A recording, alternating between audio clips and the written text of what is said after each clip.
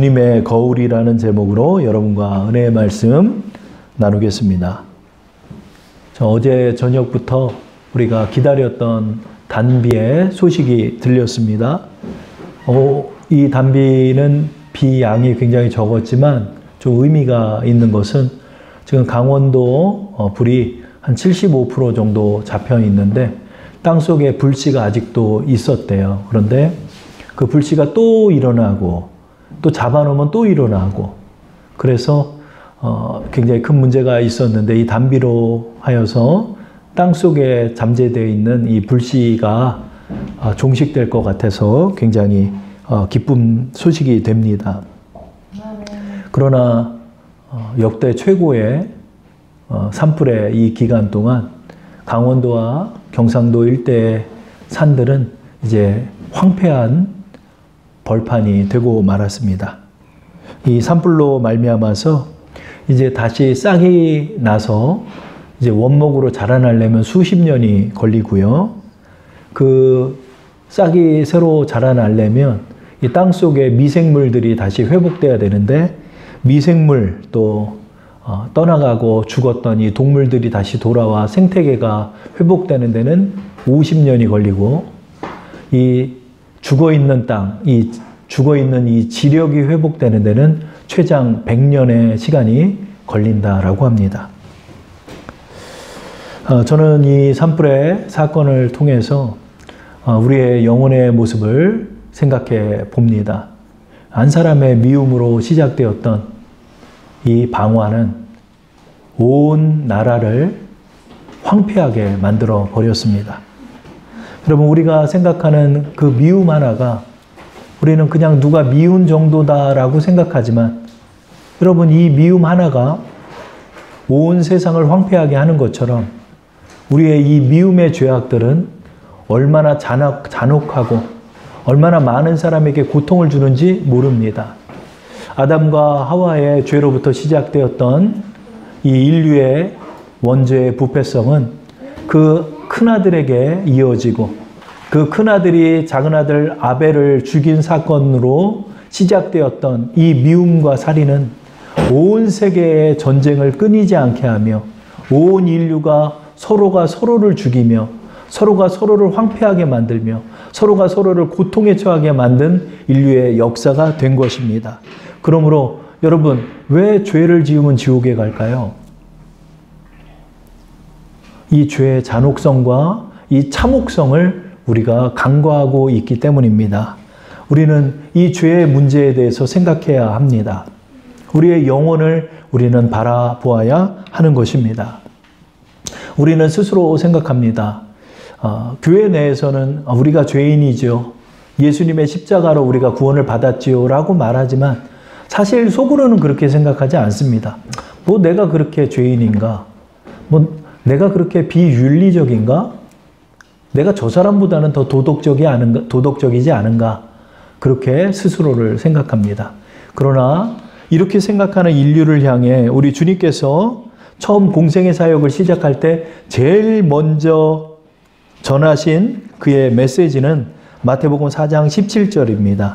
이때부터 예수께서 비로소 전파하여 이르시되 회개하라 천국이 가까이 왔느니라 하시더라. 아멘. 예수님의 첫 번째 메시지와 첫 번째 명령은 회개하라 였습니다.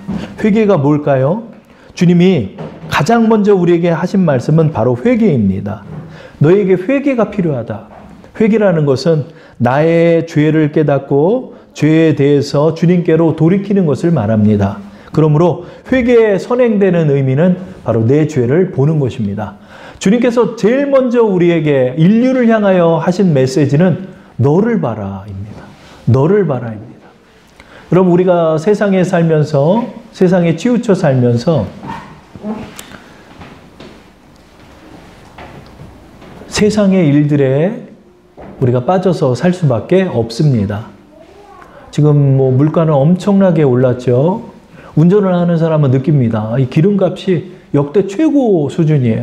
역대 최고 수준으로 뭐 2,000원에 육박할 정도로 리터당 경유가 그렇게 비싸지고 뭐 물가는 뭐 권사님 말씀하신 거 보면은 뭐 너무나 많이 폭등해 있습니다. 도처에서는 지금 전쟁과 또 바이러스가 퍼지고 또 재난이 이루어져서 온 국민이 지금 고통 가운데 있습니다. 우리가 세상에 이런 사건들도 보고 있지만은 주님께서 우리에게 하시는 말씀은 너는 너의 영혼을 보아라. 너는 너 자신을 보아라. 물질적인 것보다 눈에 보이지 않는 영원한 것을 바라봐라. 물질적인 것과 세상적인 것보다 너의 영혼으로 들어가야 한다. 주님께서 우리에게 이 세상에서 전혀 전하지 않았던 다른 메시지를 전하기 시작하셨던 것입니다. 그것은 바로 나를 보라는 것입니다. 나를 보라는 것입니다. 세상이 어떻고 누가 나쁘고 누가 잘못됐고 저 사람은 어떻고 이 세상은 어떻고 러시아는 어떻고 말하기 전에 그런 사건을 통해서 너희는 너의 영혼을 바라보라 라고 주님이 말씀하신 것입니다. 회개는 바로 그런 의미이기 때문입니다. 나 자신을 보는 것입니다. 그러나 우리는 스스로가 생각합니다. 내가 뭐 그렇게 회개할 게 있습니까? 제가 구역을 섬기고 평신도 사역을 처음 할 때 그 뚝섬 유원지에서 전도를 해가지고 오신 분이 계셨는데 그분한테 한번 여쭤봤어요. 선생님은 죄인이라고 생각하십니까? 이렇게 하자 펄쩍 뛰시면서 내가 무슨 그렇게 죄를 졌냐고. 나는 죄인이 아니라고. 저는 그분의 모습을 보면서 우리 자신이 우리를 그렇게 보고 있지 않나라는 생각이 듭니다. 기독교인이나 비기독교인이나 전부 다 나는 그렇게 회개할 게 없다라고 생각합니다. 뭘 기독교는 자꾸 회개하라고 하냐고. 뭘 기독교는 자꾸 죄를 보라라고 말하냐고 속으로 생각하고 또 겉으로도 말을 하는 것입니다. 왜 주님은 이런 전혀 달갑지 않은 메시지를 처음부터 전하셨을까요? 그것은 바로 죄의 심각성을 주님만 보고 계셨기 때문입니다. 여러분, 우리가 생각하는 것들은 범법이 아니고서는 그렇게 심각하다고 생각하지 않습니다. 뉴스에서도 참혹한 살인사건, 연쇄 살인사건이 일어났을 때냐 비로소 저런 나쁜 놈이라고 생각합니다. 저런 죽일 사람이라고 생각합니다. 그러나 주님은 우리의 미움이 살인이다라고 말하는 것입니다. 왜 주님께서는 이렇게까지 말씀하셨을까요? 너무나 과하게 말씀하신 게 아닐까요? 이제 주님께서 오늘 우리가 스스로 생각하는 우리가 아니라 주님이 우리를 바라보고 계신 주님의 시선을 볼 수 있는 방법을 오늘 우리에게 가르쳐 주시고 계십니다. 오늘의 말씀의 제목은 주님의 거울입니다. 거울은 우리 스스로를 보게 되는 도구입니다. 이 거울의 역사를 보니까 불과 몇백 년 전에 이 거울이 만들어졌습니다. 그 전에는 토기 같은 거를 민들민들하게 깎아가지고 비쳤고 청동으로 얼굴을 비쳤고 제일 처음에는 물에 비친 내 얼굴을 보았습니다. 그러다가 이 은을 도금해서 만드는 기술, 또 알루미늄을 도금해서 지금의 이 거울이 나오게 됐다라고 합니다. 거울이 나오자 이제 내 얼굴이 내가 생각했던 얼굴이 아니라 뭐가 묻었던 얼굴, 더러워진 얼굴, 이런 것을 우리는 거울을 보고 판단하고 깨끗하게 씻고 생활할 수 있게 된 것입니다. 거울은 나 자신을 볼 수 있게 하는 도구입니다.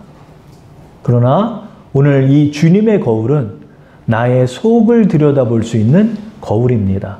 주님께서는 우리 성도들에게, 이 세상 사람들에게 주님의 거울을 다 주셨습니다. 그래서 그 거울을 통해서 주님은 남을 비춰보지 말고 나 자신을 비춰보라 라고 말씀한 것입니다. 그러면 주님께서 나를 볼 수 있게 하시는 것, 또 주님이 나를 어떻게 보고 계신지를 우리는 어떻게 파악할까요? 그것이 바로 오늘의 본문에 담겨 있습니다. 자, 마태복음 7장 3절 말씀을 우리 한번 합독해 보겠습니다. 어찌하여 형제의 눈 속에 있는 티는 보고 내 눈 속에 있는 들보는 깨닫지 못하느냐. 아멘. 주님께서 우리에게 주신 거울은 방언 통변이 아닙니다. 예언이 아니고 계시가 아닙니다. 이웃과의 관계입니다. 이웃과의 관계를 통해서 주님은 나를 비춰볼 수 있는 거울을 주신 것입니다. 우리는 사회생활 중에서 이상하게 눈에 거슬리는 사람을 만나게 됩니다. 뭐 가정에서도 마찬가지고 직장에서도 마찬가지고 저는 또 목회자들 사이에서도 마찬가지입니다. 왜 저분은 저런 행동을 할까? 처음에는 그것이 작은 티로만 보이다가 그것이 점점 자주 내 생각 속에 떠오르고 자주 마음에 거슬리고 심지어는 그것이 미워지기 시작합니다. 그러다가 내 마음속에 그의 비판할 내용이 태산처럼 보이기 시작합니다. 어쩜 저럴 수 있어? 어쩜 저렇게 못됐어? 어쩜 나한테 저럴 수가 있어? 이러는 것입니다. 왜 우리가 그렇게 보이기 시작할까요? 주님께서는 7장 3절을 통해 우리에게 말씀하는 것입니다. 어찌하여 형제의 눈 속에 있는 티는 보고 내 눈 속에 있는 들보는 깨닫지 못하느냐. 형제의 눈 속에 지금 티가 있는데 그게 보인답니다. 그런데 그게 너무나 불만인 것입니다. 왜 그럴까요? 그 이유에 대해서 주님은 내 눈 속에는 들보가 있기 때문이다 라고 말하는 것입니다. 지금 주님께서는 7장 3절의 문장을 통해서 티와 들보를 대응시키고 있습니다. 이 티는 작은 알갱이라고도 말하고 영어 번역본을 보면 톱밥이라고도 하고 또 먼지와 같은 그 왕겨, 그 곡물의 껍질 있잖아요. 그 정도의 의미를 갖고 있습니다. 원어적으로. 들보는 나무 기둥을 뜻합니다. 어떤 번역본은 널판지라고도 표현합니다. 내 눈 속에 지금 나무 기둥이 있답니다. 근데 상대의 눈 속에는 작은 알갱이 하나가 있답니다. 주님은 왜 이것을 대응시키셨을까요? 그것은 내 쪽의 문제가 더 거대하다는 것을 부각시키는 것입니다. 지금 내 문제는 들보이고 저 친구의 문제는 지금 알갱이인데 나는 알갱이만 보인다는 것입니다. 그럼 왜 알갱이가 보일까요? 그 이유는 내 눈 속에 들보가 있기 때문이라고 합니다. 들보가 있어서 나를 보지를 못한다는 것입니다. 그러면 이 티는 무엇을 말할까요? 7장 1절에 담겨 있습니다. 우리 1절을 한번 합독해 볼게요. 비판을 받지 아니하려거든 비판하지 말라. 자, 1절 다시 한번 합독할게요. 시작. 비판을 받지 아니하려거든 비판하지 말라. 그러니까 이 티는 비판을 말하는 것입니다. 7장 1절부터 5절은 한 문장이고 문단입니다. 주님은 7장 1절에 비판부터 시작하고 있습니다. 그리고 그 예로 티를 말하고 있습니다. 그러므로 티는 비판을 말합니다. 내가 한 형제를 향한 비판이 생겨나기 시작합니다. 그것이 내 눈 속에서는 티로 보입니다. 그러므로 이 비판의 내용에서 또 7장 3절의 주님의 말씀을 통해서 우리는 알 것은 내가 비판하는 그 비판의 내용이 바로 내가 갖고 있는 들보임을 의미하는 것입니다. 그런데 우리는 전혀 그렇게 인식할 수 없습니다. 주님, 나는 저와 같지는 않습니다. 나는 저와 같이 저렇게 파렴치하지는 않습니다. 나는 저와 같이 저렇게 게으른 사람이 아닙니다. 나는 저와 같이 이랬다 저랬다 하는 사람이 아닙니다. 우리는 스스로 그렇게 생각할 것입니다. 근데 주님께서는 우리에게 연이어 분명하게 말씀합니다. 너 속에, 내 눈 속에 들보가 있다. 그것이 7장 4절에 담겨 있습니다. 우리 7장 4절을 합독해 보겠습니다. 보라, 내 눈 속에 들보가 있는데 어찌하여 형제에게 말하기를 나로 내 눈 속에 있는 티를 빼게 하라 하겠느냐. 아멘. 여기서 분명히 상반절에 주님 말합니다. 보라, 보랍니다. 형제의 티를 보라는 게 아니라 내 눈 속에 들보를 보라라고 말합니다. 내 눈 속에 들보가 있다라고 주님은 말하고 있는 것입니다. 그러므로 이것이 바로 주님의 거울입니다. 내가 내 형제나 이웃, 우리의 사회생활 속에서 미워지는 사람, 내가 발견하는 티, 내가 그만 유독 비판하게 되는 사람, 그 비판을 통해서 주님께서는 내 눈 속에 있는 들보를 발견하라고 말씀하는 것입니다. 우리는 주님의 이 명령 속에 거부감을 느끼게 됩니다. 주님, 인정할 수 없습니다. 나는 저와 같지는 않습니다. 저 사람은 죽여 마땅합니다. 저 사람은 정말로 나쁜 사람입니다. 어쩜 저럴 수 있습니까? 라고 말하는 것입니다. 우리는 지난번에 현장에서 가늠하다 잡힌 여인에 관한 말씀을 여러분과 나눴습니다. 주님께서 말합니다. 주님께 먼저 그 끌고 온 사람들이 말합니다. 이 여인은 현장에서 간음죄를 벌이다 붙잡힌 사람입니다. 한 손에는 돌을 들고 주님에게 말합니다. 죽여 마땅하지 않습니까? 죽여야 하지 않습니까? 이 죄를 지금 발견했습니다. 라고 말합니다. 그때 주님께서 그들에게 말합니다. 너희 중에 죄 없는 자가 먼저 돌로 치라. 그 말을 듣자마자 양심의 가책을 느꼈답니다. 무슨 가책일까요? 주님께서는 주님의 그 말씀과 함께 성령께서 역사하사 그들 마음의 심령마다 무엇인가를 지적하고 계신 것입니다. 그것이 뭘까요? 저 죽여 마땅한 간음죄를 저진 여인의 그 음란함을, 그 양심의 가책을 통하여 모든 심령이 발견하게 됐다는 것입니다.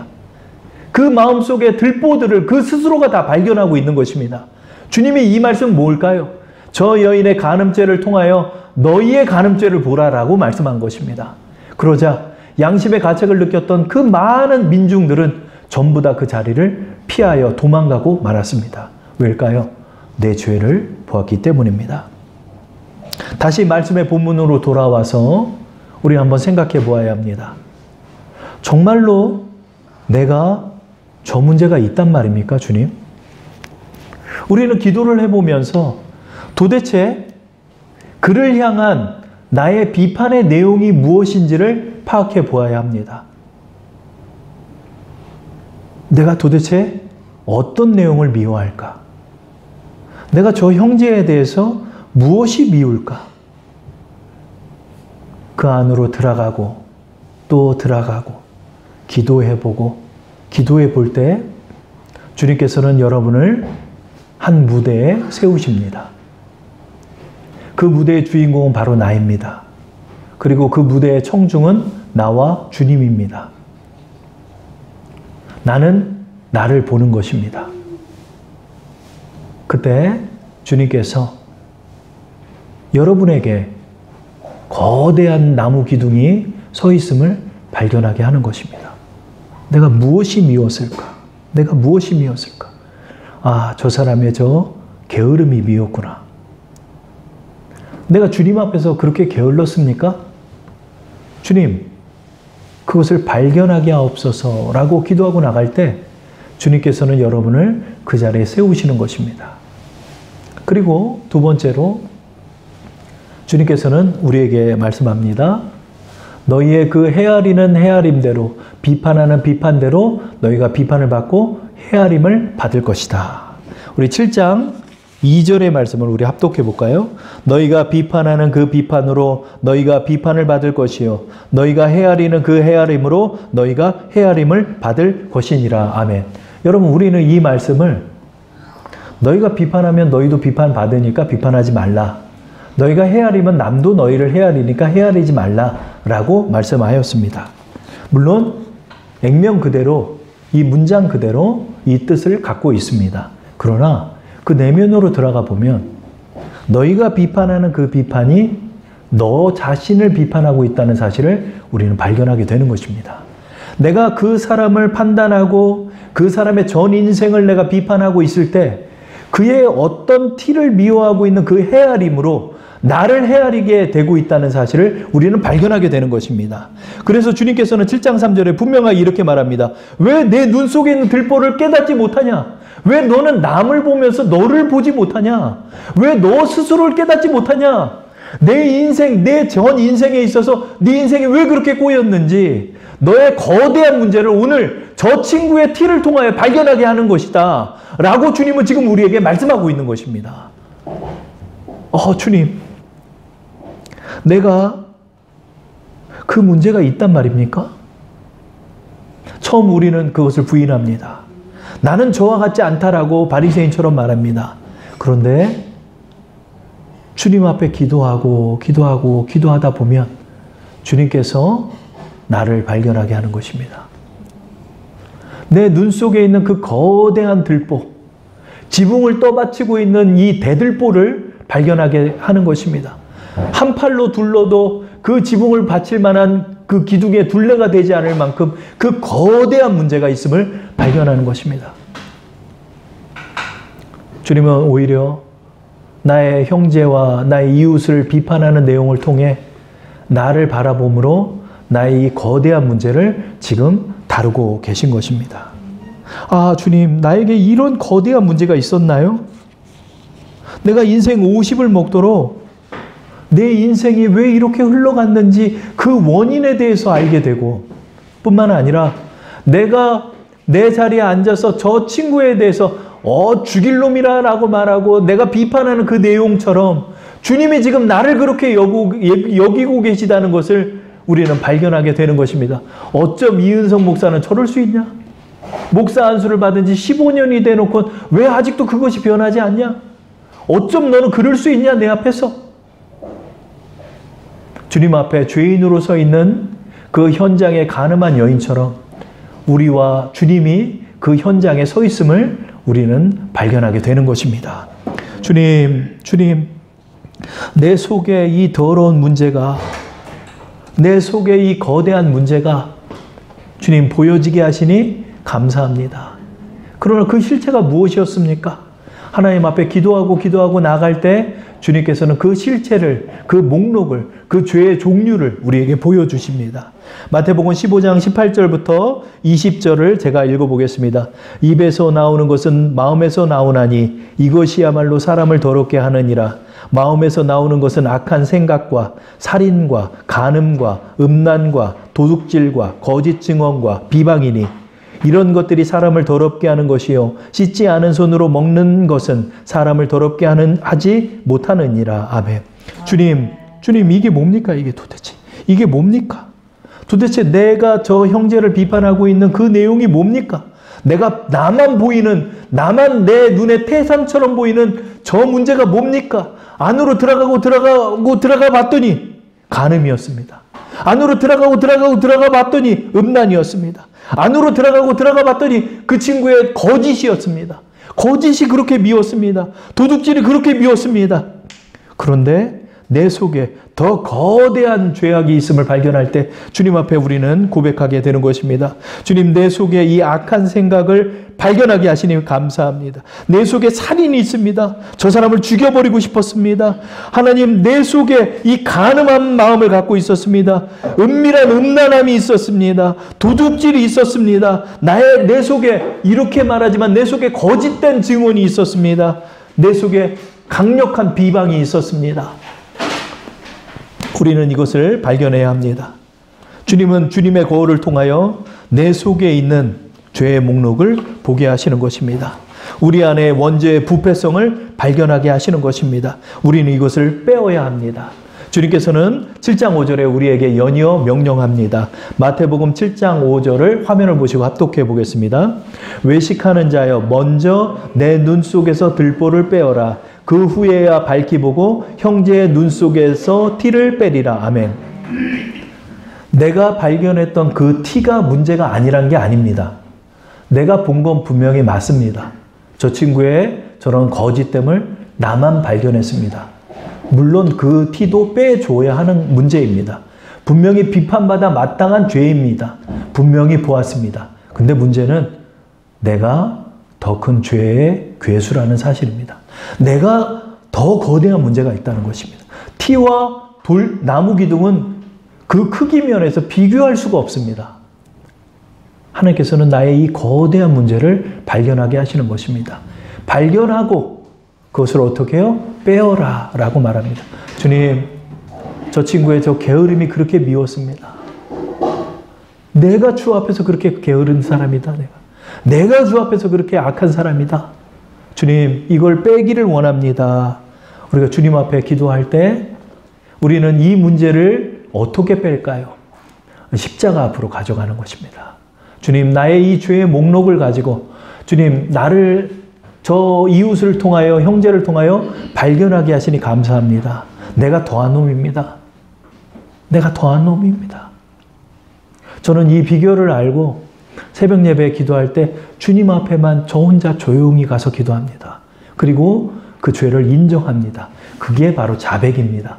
자백이라는 것은 만일 우리가 우리 죄를 자백하면 저는 미쁘시고 오로사 우리를 죄를 사하시며 우리를 모든 불의에서 깨끗하게 하신다. 자백이라는 것은 싸잡아서 기도하는 게 아닙니다.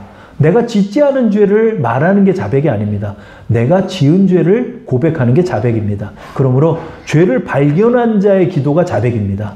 주님께서 내 이웃을 통하여 발견한 그 죄, 나의 이 들보의 문제를 발견했을 때 그것을 주님 앞에 자백하는 것입니다. 그러면 우리를 깨끗하게 하시는 것입니다. 주님, 오늘 이웃과의 이런 관계를 통해서 나에게 이것을 발견하게 하시니 감사합니다.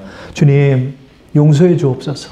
내가 더한 사람이었음을 발견하게 하시니 감사합니다. 주님, 40년 동안이나 나를 이렇게 기다리셨단 말입니까? 40년 동안이나 나는 이것을 고치지 못했다는 것입니까?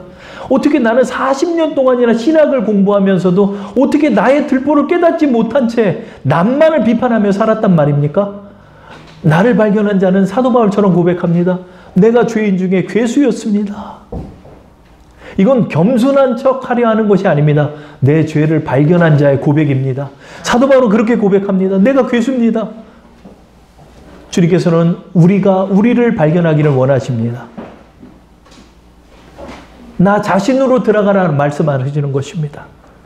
그리고 그 문제를 놓고 기도하고 이 문제를 아파하고 이 문제를 주님 앞에 죄송해하고 이 문제를 가지고 주님 앞에 돌이키기를 원하고 기도할 때 우리 인생 전반에 흘렀던 문제, 이 문제는 여러분이 기도가 적어서가 아니라 여러분이 여러분을 발견하지 못했기 때문이라는 것입니다. 그래서 우리가 우리 자신을 발견하고 나갈 때 주님께서는 우리의 죄를 사하시고 우리의 죄를 도말하시고 그 안에 새로운 열매와 새로운 싹을 우리에게 돋아나게 하시는 것입니다. 갈라디아서 5장 22절에서 24절 이렇게 말합니다. 오직 성령의 열매는 사랑과 희락과 화평과 오래 참음과 자비와 양성과 충성과 온유와 절제니 이 같은 것을 금지할 법이 없느니라. 그리스도 예수의 사람들은 육체와 함께 그 정욕과 탐심을 십자가에 못 박았느니라. 아멘. 십자가에 못 박고 열매가 맺혀지는 것입니다. 십자가에 못 박고 열매가 맺혀지는 것입니다. 성령께서 우리에게 새 심령을 주시는 것입니다. 성령께서 우리에게 그토록 내 형제를 미워했던 그 미움의 자리에 사랑의 열매를 맺게 하시고 우리가 그토록 염려하고 걱정하고 믿음 없이 살아가는 그 우리의 마음의 자리에 희락과 화평을 맺게 하시고 우리의 이 조급함의 자리에 참지 못하는 자리에 오래 참음을 낳게 하시고 열매 맺게 하시고 우리밖에 모르는 이기적인 자리에 자비와 양선을 맺게 하시고 우리의 이 배신과 거짓된 자리에 충성의 열매를 맺게 하시고 우리의 이 사실은 숨겨져 있는 이 잔혹함과 잔인함의 자리에 온유와 은혜를 맺어주시고 우리의 방탕함의 자리에 주님께서는 절제의 열매를 맺게 하여 주시는 것입니다. 여러분, 주님의 거울을 주님께서는 여러분의 이웃의 관계를 통해 오늘도 여러분을 보라라고 말씀합니다. 그 나를 보는 자리는 사실 아픕니다. 여러분에게 복만 얘기하고 싶습니다. 여러분에게 잘 된다라고만 얘기하고 싶습니다. 그러나 주님께서는 우리에게 첫 메시지로 하신 말씀은 회개하라, 천국이 가까이 왔느니라. 남을 보지 말고 내 영혼으로 들어가십시오. 그게 바로 좁은 길입니다. 주님께서 그 길을 걷기를 원하십니다. 주님, 내가 남을 탓하기 전에 주님의 거울로 오늘도 내 영혼을 비춰보겠습니다.